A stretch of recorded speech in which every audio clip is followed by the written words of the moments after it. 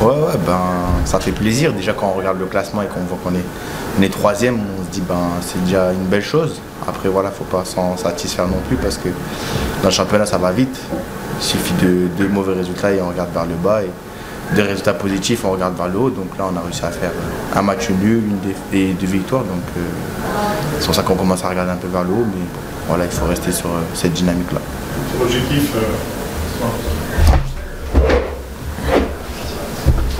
initial qui était le maintien, vous avez pris 22 points en 12 journées. L'année dernière, il n'y avait même pas c'était un moment de la trêve. C'est quoi le plus dur est fait?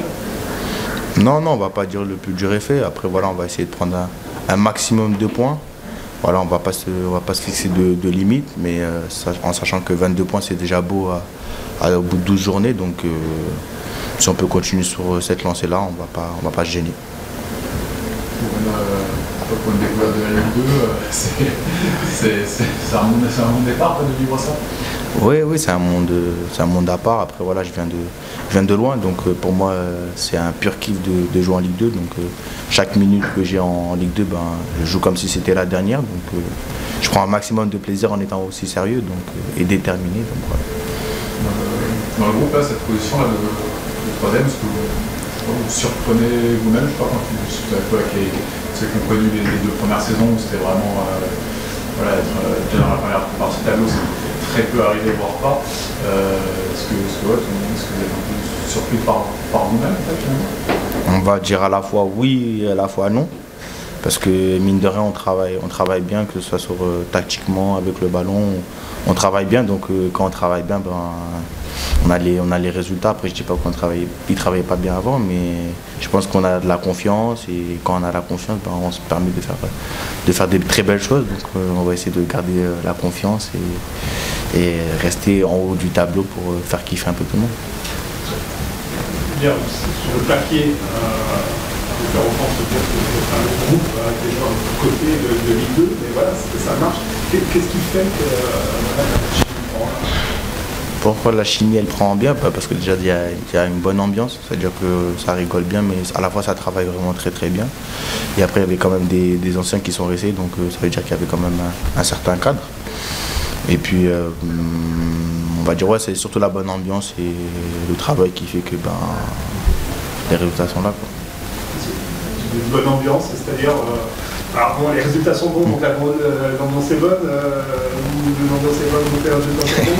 Je sais pas comment on va le faire. Non, après franchement tout le monde s'entend bien, franchement tout le monde rigole ensemble, tout le monde on passe des moments ensemble, donc c'est logique après que ça se ressente aussi sur le terrain. Voilà, il y a l'aspect combativité et solidarité, donc ça s'est vu aussi lors du match dernier. Voilà, on était quand même à 10, mais on a quand même réussi à faire le dos rond et ça prouve que le groupe est solide et ces éléments-là font que ça fait que accroître la confiance et que les uns et les autres s'entendent bien. Donc on va continuer là-dessus et puis ça permet aussi au public, comme on a bien célébré avec eux aussi, d'engendrer de la confiance et avoir tout le monde qui tire dans le même sens. Le déplacement à Rodez, là, c'est un passif entre les deux clubs. Est-ce qu'on en a parlé? Est-ce que tu en sais quelque chose? Est-ce que tu sens que c'est encore présent ou... Pour ma part, j'ai pas vu de réelle tension, je ne sais plus ce qui s'est passé. Donc non, moi j'aborde le match et nous abordons le match de façon normale, il n'y a pas d'antécédent ou de rancœur ou de rancune, mais voilà, c'est un match comme les autres et ça va être un déplacement assez difficile, mais bon, on va essayer d'y faire face. Une équipe derrière, mais qui on voit sur les dernières journées, qui accroche, qui marque des buts aussi, enfin qu'on prend et qui marque. Tu attends à quel type de match face à... Après, je pense que si on est solide, on pourra peut-être faire un résultat là-bas.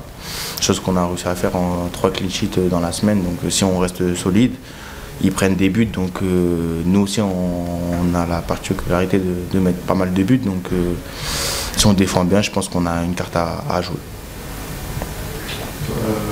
C'est personnel. Tu as découvert depuis de matchs et demi, mais les derniers en défenseur central dans une défense à 2, enfin à 4, quoi, mais 2 défenseurs centraux. Tu avais connu ça, mais à 3 Villefranche, Oui. Comment tu te sens dans ce rôle et c'est vrai que les prestations sont assez soulignées, quoi. Est-ce que tu te surprends un peu de toi-même dans ce rôle-là ou pas? Est-ce que c'était un grand changement? On va dire à la fois oui, à la fois non, parce que j'ai déjà joué central dans une défense à 3, donc j'ai à peu près le repère d'être un peu plus à l'intérieur du terrain.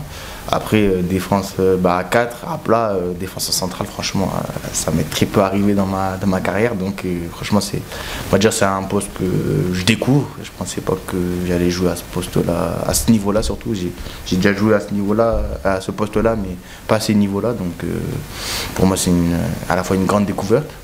Après, j'essaie de rendre satisfaction, peu importe où le coach me met, j'essaie de rendre satisfaction. Après, voilà, il y a le capitaine Cash qui m'aide beaucoup, et Amja Soukouna aussi, et les autres qui me donnent pas mal de conseils, et le staff aussi, pour que je puisse avoir quelques repères pour bien défendre et pour pas prendre de buts.